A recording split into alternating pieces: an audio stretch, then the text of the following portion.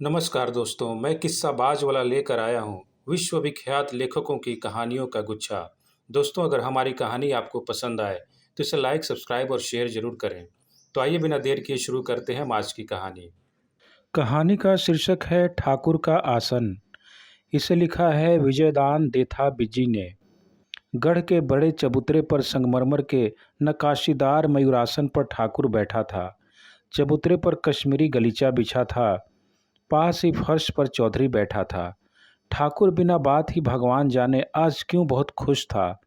मूछों पर ताव देते हुए चौधरी ने मस्खरी के सुर में कहा, चौधरी, मैं मयूरासन पर बैठा तो तू फर्श पर बैठ गया।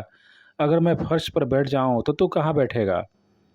चौधरी ने कहा, हुक्म, आप फर्श पर विराजेंगे तो मैं चबूतरे के नीचे जमीन पर बैठूंगा। मुझे आपसे नीचे ही बैठना पड़ेगा। तू नीचे ही बैठेगा इसके माने क्या? मैं फर्श पर बैठूं तो तू कहाँ बैठेगा? चौधरी ने कहा, जमीन पर बैठे आपके दुश्मन। जमीन पर बैठने के लिए हम ही बहुत हैं। पिछले जन्म में आपने अच्छे कर्म किए हैं, इसलिए आपके नीचे तो हमेशा आसन रहेगा। ठाकुर ने कहा, नहीं रे पगले, मान ले कभी ऐसा मौका आ जाए, तू टाल मटोल मत कर, साफ साफ बता, अगर मैं जमीन पर बैठूं तो तू कहाँ बैठेगा? चौधरी मुस्कुरा कर बोला, हुक्म, अगर आप जमीन पर बैठे तो मैं थोड़ा गड्ढा खोद कर नीचे बैठ जाऊंगा। ठाकुर ने पूछा, अगर मैं गड्ढे में बैठ गया तो तू कहाँ बैठेगा? चौधरी चक्कर में पड़ गया। सोचकर जवाब दिया, अगर आप गड्ढे में बैठे तो मैं थोड़ी और मिट्टी हटाकर और नीचे बैठ जाऊंगा। पर चौधरी, अगर मैं वहां बैठ गया तो तू कहाँ बैठेगा? चौधरी बोला, मैं उससे भी गहरे गड्ढे में बैठ जाऊंगा।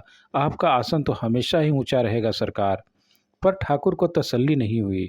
कहा, पर चौधरी, मैं उस गहरे गड्ढे में बैठ गया तो तू कहाँ बैठेगा? इन बेहुदे सवालों से चौधरी तंग आ गया। ढीठता से बोला, मैं बार बार कह रहा हूँ कि आप ऊपर ही विराजें। आप गहरे खड्डे में ही बैठना चाहें तो आपकी मर्जी। मैं उसमें रेत डालकर ऊपर बड़ी शिला रख दूंगा। धन्यवाद।